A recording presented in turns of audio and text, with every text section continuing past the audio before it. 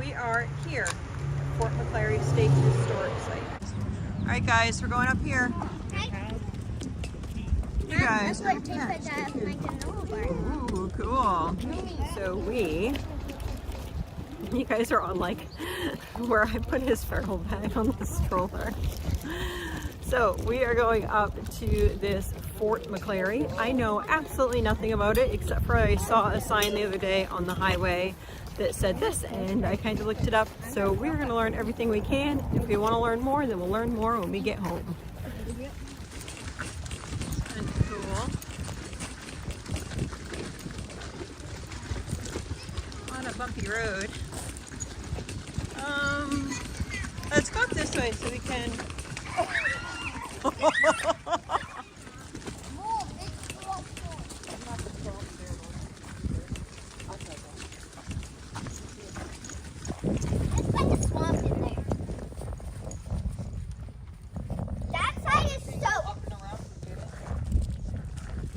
Let's go see. Looks like a big swamp.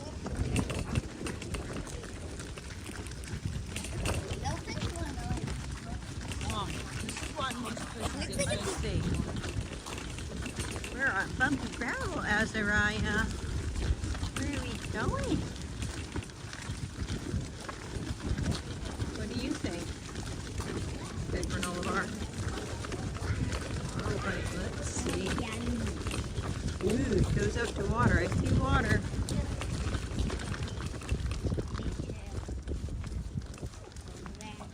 Wow. I think we're allowed. Ew, all about Fort McClary. Thank you. Are we allowed over there? Hey, can I get one? No. Yes. Can I get one? No. You may look at mine if you'd like. Look at that view. It's gorgeous. Are those Billy's? Yep. No one's going in the crack. No one's going in the crack. Actually, that's not. Yep. That's You for. don't want to see this awesome. It has a map. Oh, that's cool. So we'll do that one. It has a map. We'll see what we have today because we don't have that appointment. I think we can go over that side maybe. We'll see how much time we have today. So we have Fort McClary, Kittery Point. The blockhouse was built in 1844. Where do you see that? The blockhouse. Right there. What blockhouse? This one? That one. Oh, that one. That one. Rifleman House in 1808 to 1812 is this. Magazine, early 1800s lower battery, 1800s granite outer wall, in the Civil War era, unfinished. The site at Kittery Point was used for defensive purposes since 1689. It was manned for 5 wars, including the Revolutionary War, the War of 1812, and the Civil War. It was decommissioned in 1918. The buildings and outworks here represent what remains of several different construction periods. During its heyday, there were barricades, officers' quarters, a cookhouse with a mess hall, a powder magazine, 2 rifleman houses, a shot furnace stood on the lower battery. A guard shack and hospital stood north of the fort. Mom, there's 2 lighthouses. One in the middle of the water, the one over there. Yep. See if we can trek up this mountain, Azariah. Go over this side just a little bit so we're not so gravelly.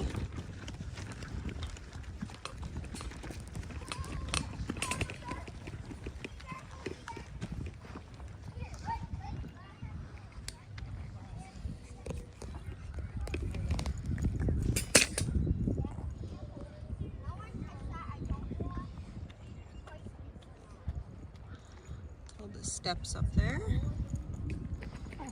The fort. I'll spare you the bumpy ride up this hill. Powder's not flour. If you were thinking of war, what would a powder house be? Hey, Mom, you have tons of powder in here, and you can bake any food you want. I'm going down, Mom. No, it's like ammunition. What's ammunition? What do you use for a gun? Use black powder, or you use bullets, right? So this is powder like that. That's bullets. This means There's an echo. It does like your echoes down there. In a hole. And there like it echoes like a perfect echo. I don't know how.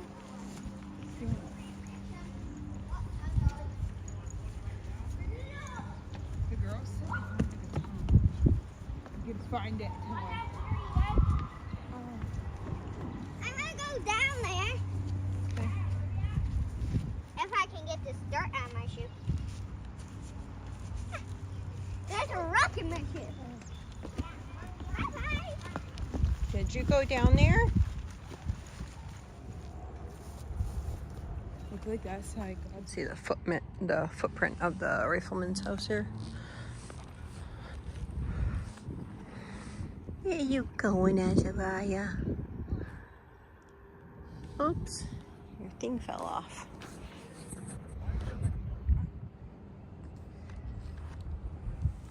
Right now.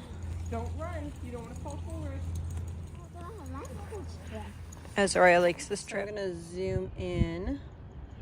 This is Woodlight here. And then I'm gonna go a little bit over. 1 minute, please. I believe this one here is White Island Light.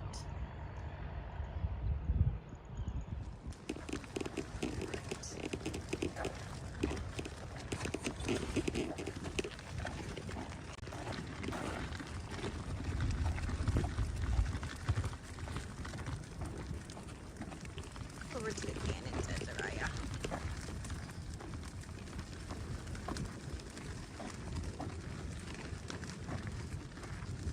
So I'll share you a video from down below. These are the stairs that the girls were walking up. So it's like a ramp and then stairs, and then that's where we were, like on the top up there. And come over to see these. Such gorgeous views. You can see 4 lighthouses from this location actually.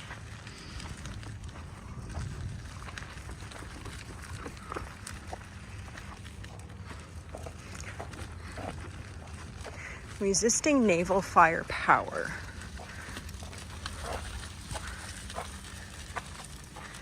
Granite wall earthwork 1808 to 1844.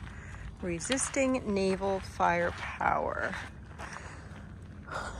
Large coastal forts like this one were built to defend against the increasingly powerful cannons that could be mounted on naval vessels in the mid-1800s.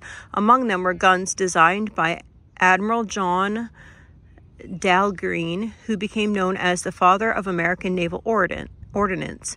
The Dahlgren guns could fire shells weighing 32 to 440 pounds, some of them reaching targets more than half a mile. Large granite coastal forts were designed to withstand impact of these shells. The large warships of that period could carry dozens or more of these heavy guns. Watch him for 1 second, please. All right, have somebody watching Azariah. We're going down. Yes, that's a window way over there. Yeah, it's not that deep. I could walk in here with my feet. That's how deep it is. Okay. Seriously, not that deep. Deep. I will be daring. No, if you come along this way, it's not. Mom, it's not that deep. Actually, stay on that way, Joe. Okay, come this way.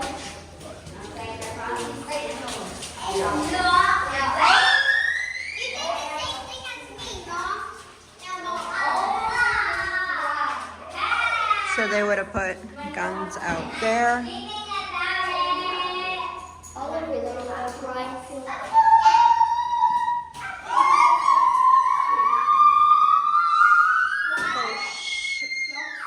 It's not here to scream as loud as you can, okay?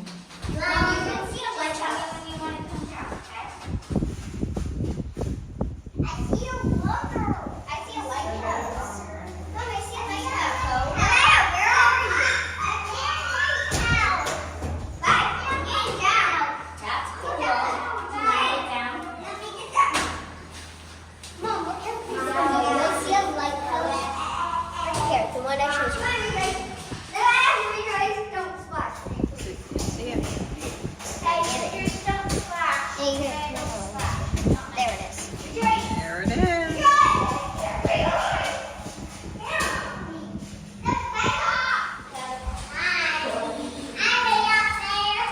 Okay, go that way.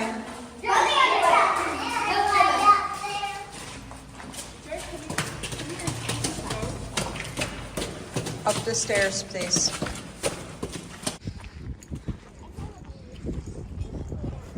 It actually turned out to be gorgeous today. It was rainy this morning. It's been raining for days.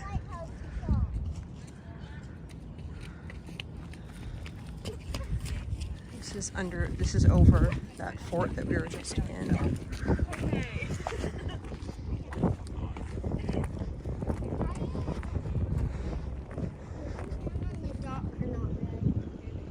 So one lighthouse, then the other lighthouse,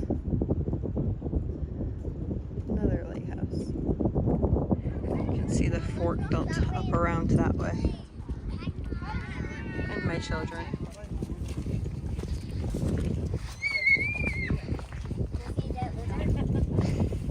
Do I want to see a dead lizard? Its head's off. Oh, just what I always wanted to see. Thank you. Where? It's over here on the... It's over here. Its head's off. You realize that's you're rolling it up like, oh, I don't want to. Look at Azariah. He loves his field trip. In life, we learn things 3 different ways. Or in my opinion, we learn things in 3 different ways. One is by hands-on giving your kids experiences. 2 is what's in you that you want to learn about. So say I want to learn about, learn how to sew. I want to learn about lizards. Yes, you can take that off. Yes, you can take your rain thing off. You can learn about things that you want to learn about. And then the 3rd way, which is the model for the public school, is to learn by reading a textbook, which you're told that you have to read, and learning that information and then reciting that information. So those are just the 3 different ways of learning. We just choose to learn in a different way. So I love to let my kids decide what they want to learn about. But then I want to put them into these places like we are today and be like, hey, do you want to see this place? If you can see, everyone's having a good time. Do you know how much questions the kids are going to have when they walk away from this?